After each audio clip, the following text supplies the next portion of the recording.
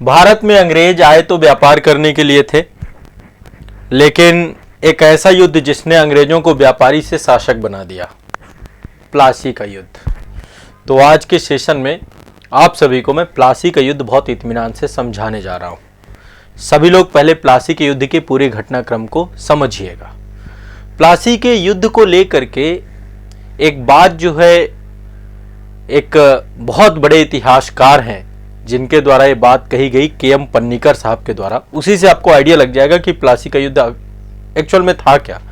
ये युद्ध अंग्रेजों ने षड्यंत्र से जीता, एक तरीके से कह सकते हैं धोखा देकर के जीता, क्योंकि अंग्रेजों के लिए सबसे बड़ी चीज थी कि युद्ध में विजय प्राप्त करना है, षड्यंत्र के साथ युद्ध जीतना है। लेकिन कहीं ना कहीं पे इसमें जो हमारे जो मतलब बंगाल का जो नवाब था उसके साथ जो रहने वाले लोग थे वो वफादार साबित नहीं हो पाए अपने नवाब के प्रति।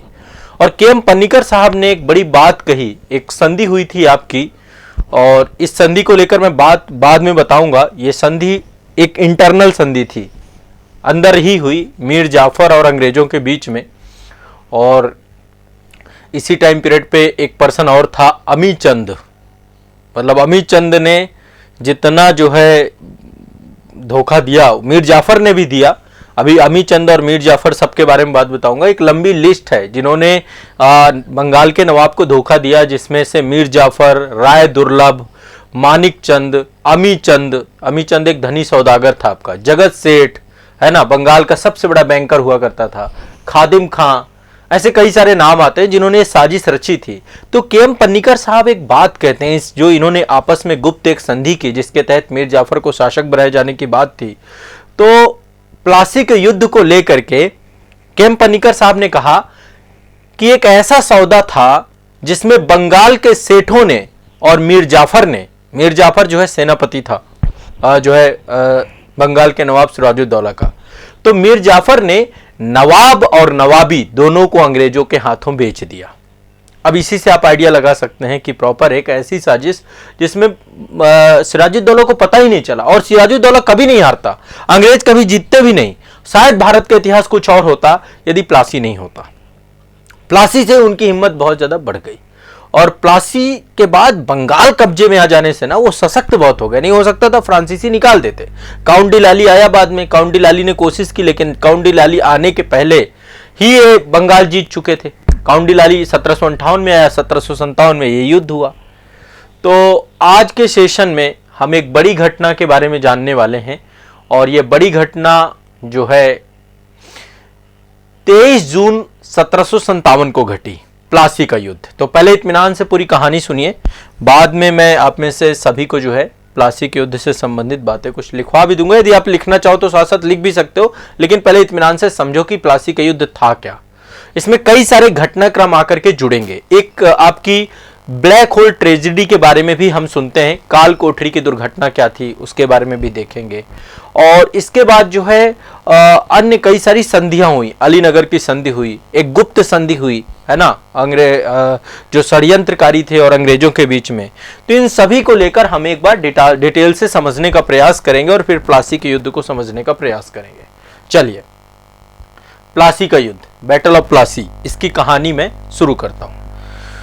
देखिए, 4 कारण मैंने आपको बताए थे जिस कारण से सिराजुद्दौला को इस युद्ध के लिए मतलब अपने आप को जो है माइंड मेकअप करना पड़ा कि अल्टीमेट अब वो युद्ध लड़ेगा। जिसमें से एक कारण था फर्रुखसिया ने जो दस्तक दिया था, फ्री पास दिया था, अंग्रेज उसको सबको देने लग गए। तो इस पे आपत्ति जताई सिराजुद्दौला ने कि भाई ये जो दस्तक है ये आप लोगों के व्यापार करने के लिए है, ये सबके लिए नहीं है कि आप सबको बांटें। बंगाल के राजस्व में जो कमी आ रही थी उससे सिराजुद्दौला बहुत परेशान हो गया। और सिराजुद्दौला आपको पता है शासक बना ही था। 1756 में जो है अलीवर्दी खां की मृत्यु हो जाती है, उसके बाद उसका नाती सिराजुद्दौला शासक बनता है। तो एक तो दस्तक का मुद्दा बहुत बड़ा था, ठीक है। दूसरा, अंग्रेज फैक्ट्री बना रहे थे, फ्रांसीसी फैक्ट्री बना रहे थे, उनका दुर्गीकरण कर रहे थे, है ना, सेना भी बना रहे थे। तीसरा जो कारण था वो मैंने आपको बताया था कि एक षड्यंत्र चल रहा था सिराजुद्दौला के खिलाफ, चाहे वो शौकत जंग कर रहा था, घसीटी बेगम कर रही थी, उसकी मौसी का लड़का ही था आपका जो है शौकत जंग, जो कि पूर्णिया का नवाब था, राज बल्लभ और कृष्ण बल्लभ, इनके द्वारा भी षड्यंत्र किया जा रहा था। और सिराजुद्दौला की सेना में भी बहुत सारे ऐसे सेनापति थे जो चाहते थे कि वो खुद शासक बने, तो वो भी षड्यंत्र का हिस्सा बन रहे थे। तो अल्टीमेट जो है दूसरा, सिराजुद्दौला के जो नाना थे अली वर्दी खान, जो इससे पहले के शासक थे, उन्होंने बोला कि अंग्रेजों का कभी भरोसा मत करना, क्योंकि यही एकमात्र ऐसी शक्ति है जो ये बंगाल का क्षेत्र तुमसे जीत लेंगे।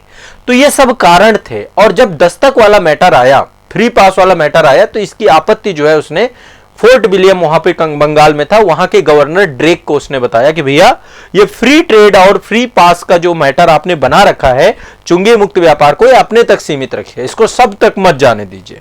और आपत्ति ये भी कही कि अब आपका भी फ्री ट्रेड बंद कर दिया जाएगा। लेकिन जब ये बात हुई तो फोर्ट विलियम का उस समय गवर्नर था गवर्नर ड्रेक ने अवज्ञा कर दी। तो जब ड्रेक ने अवज्ञा कर दी तो सिराजुद्दौला के पास अपनी प्रतिष्ठा बचाने के अतिरिक्त कोई भी दूसरा माध्यम नहीं था, कोई भी उपाय नहीं था। अब यहां से समझिएगा, मैं घटनाक्रम आपको पूरा बताना चाह रहा हूं। अभी कहानी चालू रही, युद्ध तो आपका प्लासी का हुआ, ठीक है, 1757 को।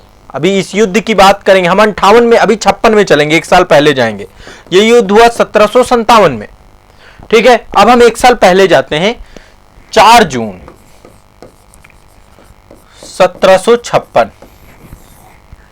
सबसे पहले हम यहां जाते हैं 4 जून 1756 को। सिराजुद्दौला ने 4 जून 1756 को कासिम बाजार पे आक्रमण कर दिया, ठीक है। यहां पे अंग्रेजों का फैक्ट्री थी, यहीं से वो मतलब, तो कासिम बाजार को जैसे उसने हमला किया, काफी बड़ी सेना लेकर हमला किया था, तो अंग्रेज यहां से भाग जाते हैं, ठीक है। 4 जून को ध्यान समझिएगा, मैं पूरा एक कंप्लीट टाइमलाइन यहां पे क्रिएट करूंगा, ठीक है। कासिम बाजार पर अटैक हो जाता है, ठीक है, सिराज के द्वारा कर दिया जाता है। सिराज, या मैं नवाब शब्द यूज करूंगा तो मतलब आप समझ लीजिएगा। अभी जब तक प्लासी चलेगा नवाब सिराजुद्दौला है, फिर मीर जाफर बनेगा। तो कासिम बाजार पे हमला हुआ, अंग्रेज यहां से डर जाते हैं इस हमले को लेकर, क्योंकि ये तैयार भी नहीं थे, तो भयभीत होकर आत्मसमर्पण कर देते हैं। इसके बाद इसने 4 जून के बाद 16 जून को दूसरा हमला किया, और 16 जून 1756 को इसने फोर्ट विलियम पे हमला कर दिया, कलकत्ता पे हमला कर लिया। जब कलकत्ता के फोर्ट विलियम में हमला किया तो गवर्नर ड्रेक था, तो ड्रेक और उसका जो सेनापति था जिसका नाम था मिंचन गवर्नर ड्रेक था और सेनापति था मिंचन, ये दोनों जो है यहां से भाग करके फुल्टा द्वीप चले जाते हैं। फुल्टा द्वीप, यहां पर जाकर के ये शरण ले लेते हैं फुल्टा द्वीप में। तो फोर्ट विलियम भी किसके पास आ गया? फोर्ट विलियम भी इसी के पास आ गया। देखो 16 जून को हमला हुआ, ड्रेक और मिंचन तो भाग जाते हैं, लेकिन यहाँ पे हॉलवेल महोदय रहते हैं। हॉलवेल के नेतृत्व में अंग्रेजों ने नवाब की सेना का सामना भी किया था, लेकिन ये भी पराजित हुए। और 20 जून 1756 को फोर्ट विलियम पे सिराजुद्दौला का जो है क्या हो गया, कब्जा हो गया, एक तरीके से अधिकार हो गया। अब इसी बीच में एक जो है घटना घटती है जिसको हम काल कोठरी दुर्घटना कहते हैं। अब इसमें कितनी सच्चाई है पता नहीं, ठीक है। जब कलकत्ता पे इसने हमला किया 20 जून को, तो इसने कलकत्ता का नाम बदलकर अलीनगर कर दिया। एक तो ये समझ लीजिएगा, नाम परिवर्तन हो गया, अलीनगर नाम कर दिया, ठीक है। फोर्ट विलियम पे कब्जा कर लिया। अब इसी रात को एक घटना घटती है, जिस घटना के बारे में जानकारी हॉलवेल की एक पुस्तक में मिलता है। हॉलबिक ने एक पुस्तक लिखा, अलाइव द वंडर, ठीक है, अलाइव द वंडर नामक एक पुस्तक लिखा, जिसमें उसने बताया कि 20 जून की रात को जब फोर्ट विलियम पे कब्जा हुआ तो 146 अंग्रेज कैदियों को नवाब ने क्या किया, बंधक बना लिया। 146। अब देखो इसमें सच्चाई कितनी है पता नहीं, लेकिन फिर भी 146 अंग्रेज कैदियों को नवाब ने बंधक बनाया। और नवाब ने आदेश दिया कि एक छोटी सी कोठरी थी, ठीक है, उस कोठरी की लंबाई केवल 18 फीट थी, 18 फीट लंबाई थी इस कोठरी की, और इस कोठरी की जो चौड़ाई थी मात्र 10 इंच थी। 14 फीट 10 इंच थी, माफ करिएगा, 14 फीट 10 इंच इसकी चौड़ाई थी। ध्यान से समझिएगा, 14 फीट 10 इंच इसकी चौड़ाई थी, ठीक है।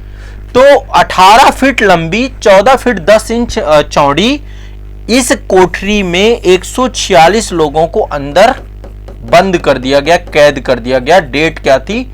20 जून 1756 को, ठीक है।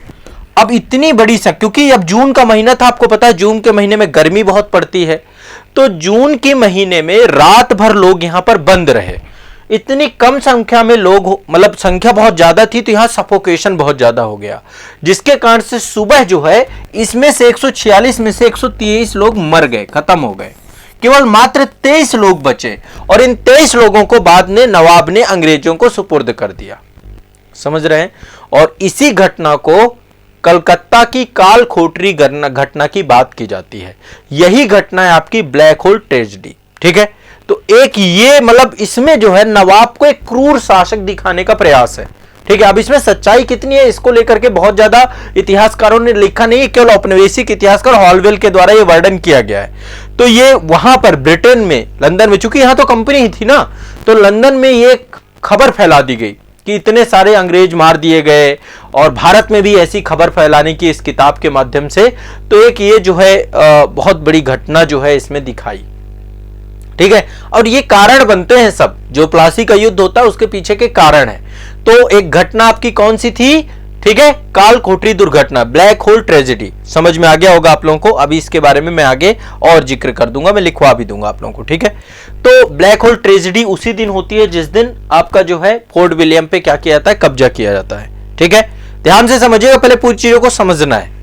अब पहले तो इसमें अंग्रेजों को यहां से बाहर किया नवाब ने, और अंग्रेजों को बाहर करके फोर्ट विलियम पे कब्जा कर लिया, ठीक है। इसके बाद अक्टूबर 1756 में पूर्णिया के नवाब शौकत जंग को एक युद्ध में हरा दिया। शौकत जंग भी षड्यंत्र रच रहा था ना, खुद नवाब बनना चाहता था, है ना, और इसका जो है एक तरीके से मौसी का लड़का था। तो मनिहारी का एक युद्ध होता है, मनिहारी के युद्ध में शौकत जंग को भी पराजित करके उसको मार डालते हैं, ठीक है। घसीटी बेगम जो इसकी मौसी थी उसको अपने महल में लाने में सफल हो जाता है, ठीक है। इस तरीके से पूरा का पूरा ये मुद्दा आपका चलता है। समझ रहे हैं भाई? कोई दिक्कत तो नहीं है? यह मुद्दा पूरा का पूरा होता है 1756 में। काल कोठरी का घटनाक्रम मैंने आपको बता ही दिया। तो अंग्रेजों ने इस घटना को, काल कोठरी की घटना को बहुत बढ़ा चढ़ा के बताया, और एकमात्र लक्ष्य था कि सिराजुद्दौला को क्रूर शासक के तौर पे सिद्ध किया जाए। लेकिन जितने भी आधुनिक काल के इतिहासकार हैं, राष्ट्रीय इतिहासकार हैं, इस दुर्घटना के बारे में जिक्र नहीं करते और ना इस पे भरोसा करते, ठीक है। इसके बाद एक संधि होती है अलीनगर की संधि।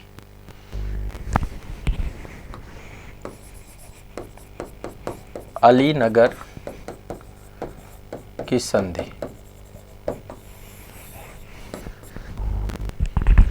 कौन सी संधि? अलीनगर की संधि, ठीक है।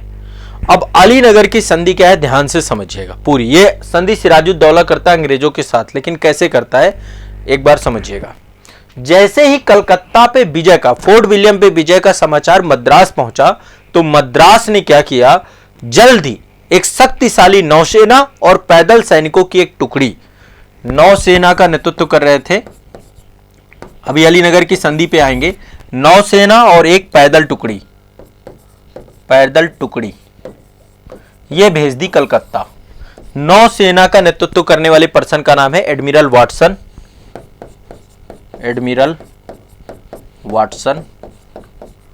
और पैदल टुकड़ी का नेतृत्व कर रहा था क्लाइव। ये वही क्लाइव है जो प्लासी के युद्ध में रहेगा, रॉबर्ट क्लाइव, ठीक है। तो जब ये पूरा का पूरा मैटर था, ये कर्नल क्लाइव है, कर्नल क्लाइव, ठीक है। अब ये पूरा का पूरा मैटर जब हुआ, जब ये पहुंचे कलकत्ता, तो कलकत्ता पहुंचते इन्होंने वहां पर 2 जनवरी के टाइम पीरियड पे 1757, ध्यान रखिएगा अभी जो भी घटना घट रही है सब 1757 की घट रही है। तो क्लाइव, इन्होंने 2 जनवरी को कलकत्ता पे फिर से हमला किया और कलकत्ता पर अधिकार कर लिया, फोर्ट विलियम पर अधिकार कर लिया।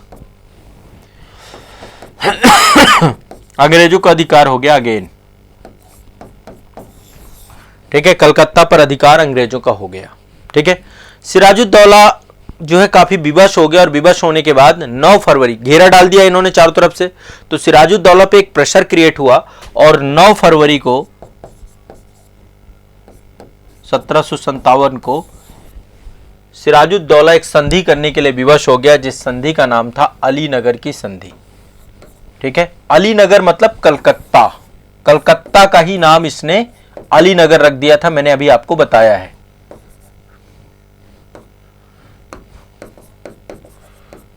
ठीक है, अभी ये चीज मैंने आपको बताई, अलीनगर ही कलकत्ता था, तो इसी को अलीनगर की संधि कहते हैं। कब हुई? 9 फरवरी 1757 को। अब इस संधि को देखा जाए तो बहुत अपमानजनक संधि थी सिराजुद्दौला के लिए, क्योंकि इस संधि से अंग्रेजों ने फिर से अपने सारे राइट्स रिस्टोर करवा लिए। जैसे कि मुगल बादशाह ने अंग्रेजों को जो जो सुविधाएं दी थी, नवाब ने उन्हें स्वीकार कर लिया कि भैया आपको जो मुगल बादशाह ने दिया था, चाहे फर्रुख सियर ने दिया हो, चाहे जिसने भी दिया हो, वो सारी एक्सेप्ट की जाती हैं। तो पहली बात तो क्या हो गया, पहली संधि भी अंग्रेजों के पक्ष में गई। ठीक है, दूसरी संधि में कहा कि जो दस्तक है उस दस्तक का हम यूज करेंगे, फ्री पास, हम किसी को भी टैक्स वैक्स नहीं देंगे, बंगाल बिहार उड़ीसा में दस्तक मान्य होगा। तो दूसरा भी अंग्रेजों के पक्ष में चला गया, ध्यान समझिएगा। तीसरा जो है नवाब और कंपनी, ठीक है, नवाब और जितने भी कर्मचारी हैं, मतलब नवाब जो है कंपनी और उसके कर्मचारियों की जो चीजें छीन ली हैं नवाब ने युद्ध में, वो सारी चीजें वापस कर देगा। और जो युद्ध हुआ है, इस युद्ध में नवाब 3 लाख रुपया और देगा। तो ये भी अंग्रेजों के पक्ष में चली गई कि नवाब के द्वारा जो जो चीजें कंपनी के कर्मचारियों से छीना गया है, कंपनी के अधिकारियों से छीना गया, वो वापस किया जाएगा, प्लस 3 लाख रुपए और भेजा जाएगा, दिया जाएगा। ये भी नवाब के विपक्ष में हुई। इसके बाद कलकत्ता की किलेबंदी अपने इच्छानुसार करेंगे अंग्रेज, ये भी जो है मान वाली है, ये भी नवाब के खिलाफ चला गया। इसके बाद अंग्रेज अपने सिक्के ढालेंगे भैया, ये 5वीं संधि, ये पांचों की पांचों जो पॉइंट थे ये सब सिराजुद्दौला के खिलाफ थे, इसी को अलीनगर की संधि कहते हैं। ठीक है, और इसी बीच में अंग्रेजों ने चंद्रनगर पे हमला किया और फ्रांसीसियों से चंद्रनगर भी जीत लिया। तो बंगाल में अंग्रेजों की स्थिति मजबूत हो गई अलीनगर की संधि के बाद, समझ रहे हैं। और ये 5 बातें उन्होंने मनवा ली सिराजुद्दौला से कि भैया दस्तक माना जाएगा, अब तुम हमारा जितना भी सामान छीने हो, जो हमारे क्षेत्र छीने हो, वापस करो, 3 लाख रुपया वापस करो, 3 लाख रुपया युद्ध का हर्जाना दो, कलकत्ता में किलेबंदी हम अपने अनुसार करेंगे, सिक्के हम अपने ढालेंगे, है ना। ये सारी बातें इन्होंने की। और जितने भी जो है बंगाल बिहार उड़ीसा वाले क्षेत्र हैं, वहाँ पे कोई भी चुंगी नहीं देंगे, जो मुगल बादशाह ने हमें सुविधाएं दी हैं उनको तुम स्वीकार करो, ये सारी बातें इन्होंने कर ली। अब इनकी स्थिति जब मजबूत हो गई, ये बात अभी 1757 फरवरी की है, 9 फरवरी की। अब इससे क्लाइव संतुष्ट होने वाले व्यक्ति नहीं था। क्लाइव के दिमाग में सिराजुद्दौला बैठ चुका था। क्लाइव को यह था कि जल्द से जल्द इसको खत्म करना है सिराजुद्दौला को। ये वही रॉबर्ट क्लाइव है, ठीक है। तो उसने क्या किया, बंगाल के दरबार के प्रमुख व्यक्तियों के साथ साजिश और विश्वासघात का जाल बिछाया, ठीक है। जो भी बंगाल के नवाब के दरबार में थे उन सब से मिलना चालू कर दिया उसने, ठीक है। अब इसमें से एक लिस्ट है जिनसे जिनसे वो मिला, ध्यान से सुनिएगा। ये बहुत बड़े जो है एक तरीके से भारत के लिए षड्यंत्रकारी हैं। मीर जाफर, इनसे मिला रॉबर्ट क्लाइव, इससे बोला भैया नवाब बनना है। ये कह रहा बिल्कुल बनना है, कब तक सेनापति बने रहोगे। तो ये नवाब का सेनापति था, महत्वाकांक्षी तो था ही सेनापति, पर इसे नहीं पता कि इसका भी हाल नवाब जैसा ही आगे चल के कर देगा ये, ठीक है। तो पहले तो ये आपको ध्यान रखना है, ठीक है। मीर जाफर। दूसरे नंबर पे कौन था, दूसरे नंबर पे था आपका अमी चंद। दूसरा पर्सन है आपका अमी चंद, दूसरा पर्सन है आपका अमी चंद। अमी चंद, पहले मुझे एक बार बताओ यहां तक समझ में आया कि नहीं आया। यहां तक किसी को कोई दिक्कत है कि आप में से सबको यहां तक समझ में आ गया, किसी को दिक्कत यहां पे। तीसरा पर्सन है, तीसरा पर्सन है आपका मीर जाफर अमी चंद राय दुर्लभ। राय दुर्लभ,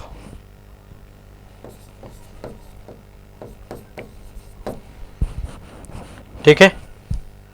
राय दुर्लभ, राय दुर्लभ के बाद एक पर्सन है मानिक चंद। मानिक चंद,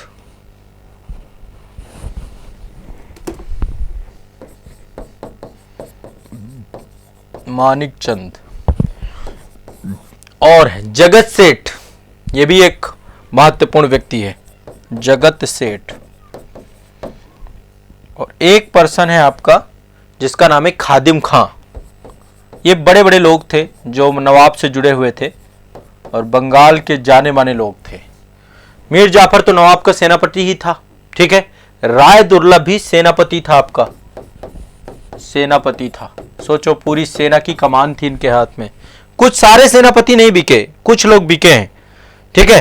सारे लोग नहीं बिके, कुछ लोग बिके हैं, जिनमें से नाम मैं आपको, अमीचंद आपका बहुत पैसा वाला आदमी था, एक धनी सौदागर था और ये मुख्य एजेंट था। इसी ने सबसे मिलवाया अंग्रेजों को, ठीक है। अब बताऊंगा इसकी डिमांड कितनी खतरनाक थी। एक धनी, इसके पास इतना पैसा था, पता नहीं ये क्यों जो है, इसके अंदर का जो लालच है वो बहुत बड़ा था, ये मान लीजिए, बहुत लालची आदमी, ठीक है। मानिकचंद जो था आपका कलकत्ता का प्रभारी था, ये प्रभारी अधिकारी, कलकत्ता का प्रभार इसी के पास था, अधिकारी, ठीक है। जगत सेठ बैंकर था, बंगाल का बैंकर, एक बड़ा साहूकार आदमी, जैसे आज के टाइम में बैंक होते हैं ना, वैसा था ये बंदा, बैंकर, आप सोच सकते हैं। और खादिम खां, इसके पास भी नवाब की सेना का बहुत बड़ा हिस्सा था। नवाब की सेना का एक बहुत बड़ा हिस्सा खादिम खां के पास होता था। अब देखो, ये एक सेनापति है मीर जाफर। अब इसमें से अमीचंद जो था ये मुख्य एजेंट के तौर पे था, ये मान लीजिए।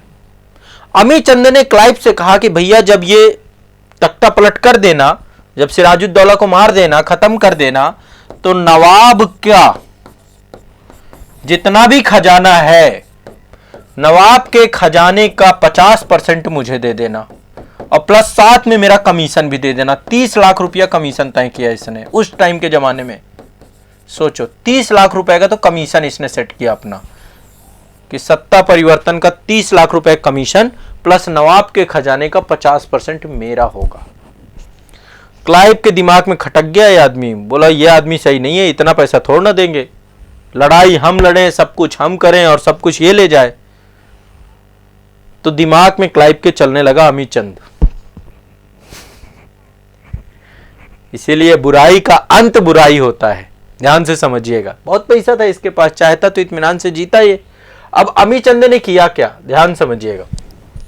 रॉबर्ट क्लाइव ने क्या किया कि ठीक है, इसको तो बोल दिया ठीक है, लेकिन बहुत चतुर अंग्रेज हैं, किसी के सगे नहीं है, इसीलिए कभी किसी बाहरी को, कोई भी आ जाए, कोई भी बाहरी हो, बाहरी को बाहर ही रखो, घर के मुद्दों में घुसने ना दो, नहीं तो सबको खत्म कर देगा, सबको बर्बाद करवा देगा। आउटसाइडर आउट ही रहे। पारिवारिक विघटन का बहुत बड़ा कारण है बाहरी व्यक्ति का प्रवेश कर जाना। बाहरी व्यक्ति जब प्रवेश कर जाता है ना, अभी एक वो मूवी आई है, वैसे वो अपना ही होता है लेकिन फिर भी, क्या नाम है, एनिमल, ठीक है। क्लाइव पे चलते हैं। अब क्लाइव के साथ क्या था, इसने क्या किया, एक तो इसके पास था अमीचंद एक तरफ जो कहानी रच रहा था पूरी, और एक बंदी था मीर जाफर जो थोड़ा महत्वाकांक्षी इसको लगा। तो इसने क्या किया, इनको दोनों को ऑफर किया। इसने क्या किया कि अब बोला कि संधि करना है, एक समझौता करना है, ठीक है। तो 2 संधि पत्र बनवाए, एक तो जाली संधि पत्र बनवाया। इसने क्या किया, 2 संधि पत्र बनवाए क्लाइव ने, ठीक है। 2 संधि पत्र में एक तो संधि पत्र आपका जाली था और एक इसका वास्तविक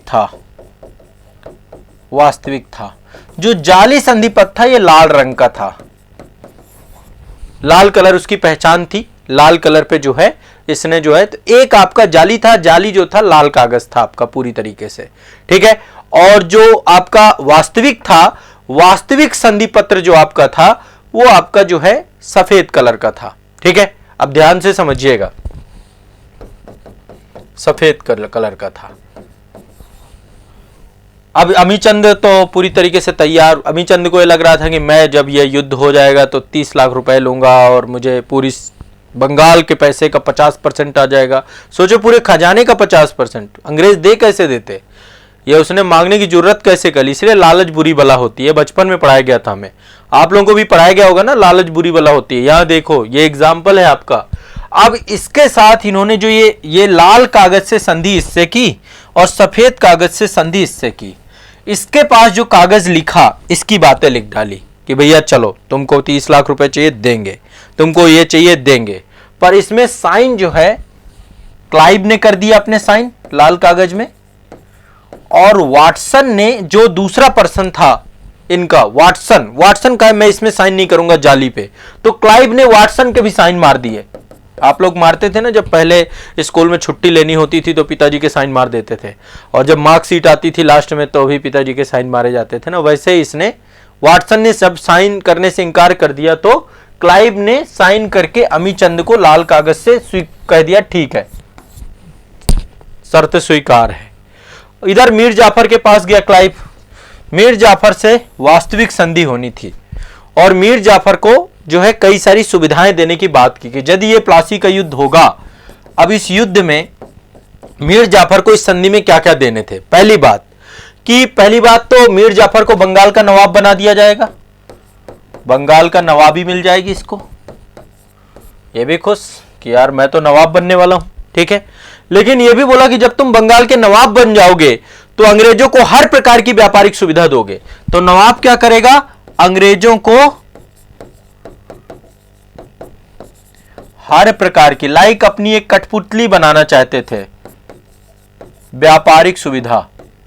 ये डायरेक्टली बंगाल की गद्दी पर क्यों नहीं बैठना चाहते थे, क्योंकि इनको पता था भारतीय मार देंगे, नागरिक मार देंगे, क्योंकि लोग जो है ना वहां के शासकों को प्रति सुविधा, अपने राजा के प्रति, अपने कल्चर के प्रति, अपनी संस्कृति के प्रति, राजा एक परंपरा है तो राजा को नहीं खत्म करना चाहते थे, बस एक दूसरा राजा बैठाना चाहते थे जो इनके अकॉर्डिंग चल सके, तब तक जब तक भारत की जनता इन्हें स्वीकार कर नहीं लेती। बाद में तो ये खुद ही शासन करते हैं। इसके बाद कलकत्ता पर इनका पूरा अधिकार होगा, ये बोल दिया कि नवाब क्या करेगा, कलकत्ता पर अंग्रेजों का पूरा अधिकार मान लिया जाएगा, अंग्रेजों का पूर्ण अधिकार होगा।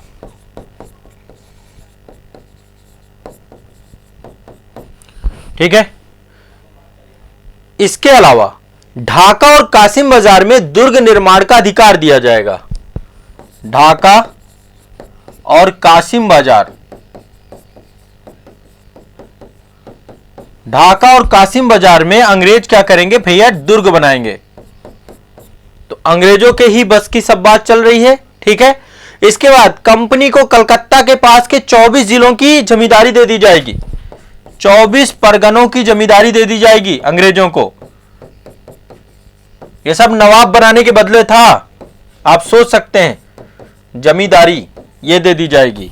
और क्या क्या मिलेगा, जितने भी क्लाइव और उनके पदाधिकारी हैं उनको पर्याप्त पैसा देना पड़ेगा, घूस कह सकते हैं, लूट कह सकते हैं, जो भी, कि क्लाइव के साथ जितने बड़े बड़े अधिकारी हैं सभी को खूब पैसा दिया जाएगा। ये सारी संधियां की गई इससे, मीर जाफर से। मुझे पता नहीं चल रहा इसका क्यों नहीं कलेजा कांपा जब ये संधि कर रहा था कि मैं क्या कर रहा हूं, पूरे बंगाल को बेच रहा हूं, पूरे बंगाल को बेच दिया। नवाब के साथ जो होना था तो होना ही था। अब सोचो जब आपके टीम में ऐसे लोग बैठे होंगे, मीर जाफर जैसे लोग, तो निश्चित तौर पे क्या होगा, आप क्या कितने भी प्लासी हार जाओगे, चाहे आप कितनी भी मेहनत कर लोगे। तो ये संधि हो जाती है और इसके साथ भी संधि होती है, इसके साथ होता है धोखा। धोखा क्या होता है, कुछ ही दिनों बाद अंग्रेज इसे निपटा देते हैं अमीचंद को। अमीचंद को संधि में तो कहते हैं हम तुम्हें पैसा देंगे जितना तुम मांग रहे हो, लेकिन कुछ ही दिन बाद इसकी हत्या करवा दी जाती है, इसका केस तो खत्म हो जाता है। यहीं से समझ जाना चाहिए इनको, लालच बुरी बला। ठीक है। अब मीर जाफर जो ये संधि करके बैठ जाता है, इस संधि को निभाने की बात आती है कि चलो भैया निभाओ। अंग्रेजों को था कि भैया उनको भी निभाना था और इनको भी निभाना था, दोनों को निभाना था, दोनों के पास चीजें थी। तो अब फाइनली क्या होता है, आपका ध्यान से समझने का प्रयास करिए। अब होता है प्लासी का युद्ध, संग्राम। 1757 23 जून की घटना है। साजिश बन चुकी थी। क्लाइव ने सिराजुद्दौला पर एक आरोप लगा दिया। कैसा आरोप लगाया कि सिराजुद्दौला ने संधि को तोड़ दिया है। ये कौन सी संधि है, अलीनगर की संधि। पहले मैंने आपको अलीनगर की संधि बताई थी ना। तो क्लाइव ने क्या किया, बोला कि नवाब ने जो है ना अलीनगर की संधि तोड़ दी है। ठीक है, अलीनगर की संधि मैंने आपको बताई थी। हाँ, ये अलीनगर की संधि, इसमें 5 पॉइंट थे और पांचों अंग्रेजों के पक्ष में थे। तो एक आरोप लगाया गया, ये आरोप लगाया गया फरवरी में ही। ठीक है, और आरोप लगाने के बाद जो है मतलब आपको पता है 9 फरवरी का जो मामला था उसी टाइम पीरियड पे, तो जो 9 फरवरी को जो आपकी ये संधि हुई थी, अलीनगर की संधि थी, इस संधि को तोड़ने का आरोप लगाने के बाद ही क्लाइव क्या करता है, एक सेना लेता है और सेना को लेकर के निकल पड़ता है नवाब के पास। 1 मिनट रुकिएगा, अब प्लासी के युद्ध का घटनाक्रम समझा रहा हूं। ठीक है, 12 जून को क्लाइव 3000 सैनिक लेता है। सैनिक देखो कोई बहुत ज्यादा नहीं थे। 3000 सैनिकों के साथ जो है राजधानी मुर्शिदाबाद पहुंचता है।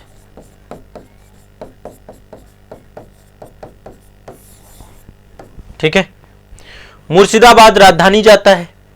इसके बाद राजधानी का जो प्रवेश द्वार था, जिसको हम कटवा वाला क्षेत्र कहते हैं, कटवा, पहले कटवा पड़ता है और कटवा पे पहुंच जाता है 19 जून को।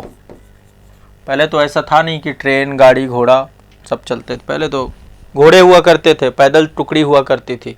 आज भी पैदल टुकड़ी है भारतीय सेना में, लेकिन आज के टाइम पे क्या है कि मोबिलाइजेशन के लिए हमारे पास बहुत सारे साधन हैं।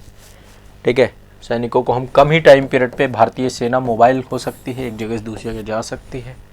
तो 19 जून 1757 को कटवा वाले क्षेत्र में पहुंच जाता है। राजधानी का द्वार कहा जाता है मुर्शिदाबाद के पास। पहले तो इस पे अधिकार कर लेता है। ठीक है, इस पे जैसे ही ये जानकारी मिलती कि कटवा को अंग्रेजों ने अधिकार कर लिया है, तो सिराजुद्दौला अपने सभी सैनिकों के साथ 50,000 सेना लेकर के 50,000 की सेना लेकर के पहुंच जाता है। कितना? 50,000 की सेना लेकर के पहुंच जाता है सभी सैनिकों के पास। और मुर्शिदाबाद से 32 किलोमीटर की दूरी में नदिया जिले में गंगा की सहायक नदी भागीरथी के किनारे प्लासी का मैदान है, वहां पहुंच जाता है।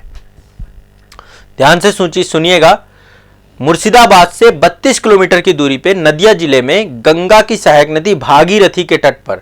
आपको पता है गंगा जब बंगाल में पहुंचती है, फरक्का के पास से एक ब्रांच हुगली में कट जाती है और एक ब्रांच आपकी बंगाल की तरफ जाती है, बांग्लादेश की तरफ। तो जो बांग्लादेश और पश्चिम बंगाल का क्षेत्र है उसको भागीरथी बोलते हैं, मतलब गंगा का ही एक जो अंतिम रूप है भारत में, वो भागीरथी के रूप में है। तो प्लासी का मैदान किस नदी के किनारे है? भागीरथी नदी के किनारे। ध्यान रखिएगा, किस जिले में है? नदिया जिले में। किस जिले में है? नदिया जिले में। ठीक है, तो यहां पर जो है सिराजुद्दौला पहुंचता है और दोनों पक्ष पहुंच जाते हैं। दोनों पक्षों में आपको पता है मिले जुले लोग कौन थे? राय दुर्लभ लड़ेगा? नहीं लड़ेगा, ये तो षड्यंत्रकारी था। मीर जाफर लड़ेगा? नहीं लड़ेगा।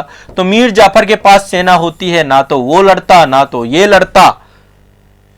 नवाब के 2 सेनापति होते हैं, एक मीर मदान, ये एक मतलब कह सकते हैं कि एक एग्जाम्पल है लॉयल्टी का, मीर मदान, और दूसरा मोहनलाल।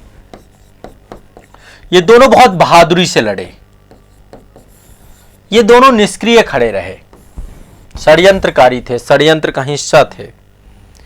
तो अंततोगत्वा नवाब कमजोर हो जाता है, पराजित होने की स्थिति आ जाती है, नवाब भागने के लिए मजबूर हो जाता है।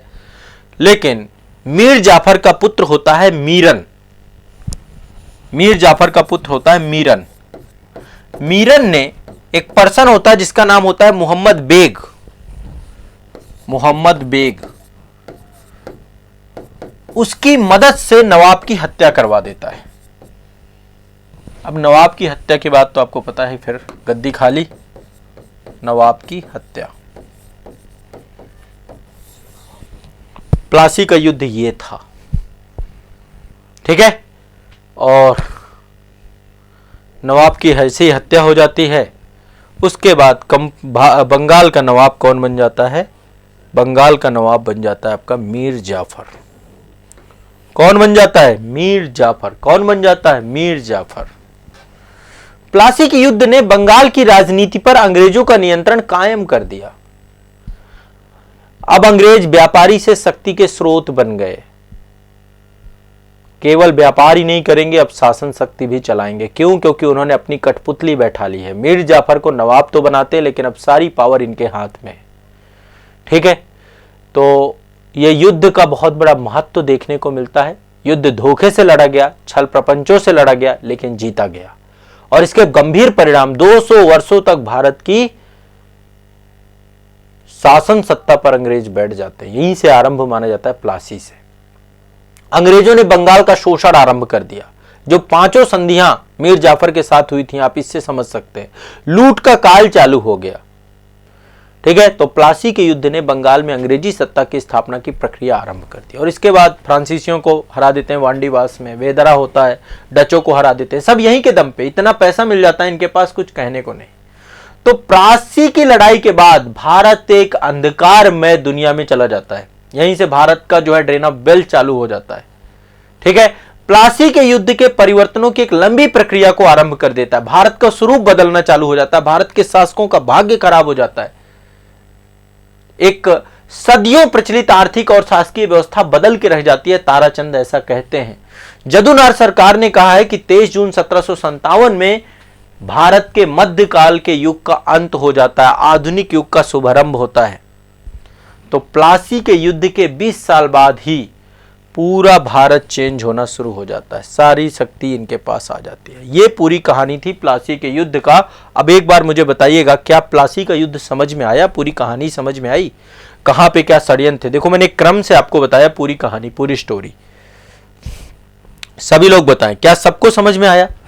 इतना कठिन नहीं है ना? और यही कहानी है जो आपको क्लियर होनी चाहिए आपके दिमाग में। क्वेश्चंस पूछते यही है। देखो, एक पुस्तक है शेखर बंदोपाध्याय जी की, मैं बहुत अच्छी पुस्तक है। यहाँ पे दिख नहीं रही, नहीं मैं आपको दिखाता। प्लासी से विभाजन तक, कभी आप उस पुस्तक को पढ़िएगा, बहुत अच्छा विश्लेषण दिया गया है। दिल्ली यूनिवर्सिटी से लेकर के हर जगह जेएनयू वगैरह में वो पुस्तक चलती है, कभी पढ़िएगा, बहुत अच्छी किताब है। उन्होंने बहुत अच्छा उसका जो है विश्लेषण हर एक घटनाक्रम का किया है। तो प्लासी से विभाजन यानी प्लासी से ही अंग्रेजों का टाइम पीरियड चालू होता है और विभाजन के साथ वो समाप्त हो जाता है। अब ये जो मैटर है, हाँ, सबको समझ में आ गया? चलिए, बहुत बढ़िया। ठीक है, अब इस पूरे घटनाक्रम को आप लोग जो है अब अपने शब्दों में भी लिख सकते हैं, अन्यथा मैं लिखवा दूंगा। ठीक है, चलिए, कोई डाउट हो तो और पूछ सकते हैं आप।